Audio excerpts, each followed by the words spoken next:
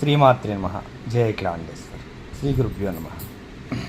మనం జీవిత సత్యం ఒకటి మాట్లాడుకుందాం. మాట్లాడుకుందాం ఏంటంటే, ఇక్కడ పుట్టిన ప్రతి జీవి గిట్టక తప్పదు. ఈ శివం అనేది శవంగా మారక తోలికే మనం శివుడు గురించి తెలుసుకోవాలి. ఆయనే ఆదిదేవుడు. ఒక శవాన్ని మోసుకుంటూ వెళ్తూ ఏడుస్తూ ఉంటే పయనించే భగవంతుడు చూసి, నడవలేని ఒక శవాన్ని నడిచే 4 శవాలు మోసుకుపోతున్నాయని నవ్వుతూ ఉంటాడట. అదే కలి.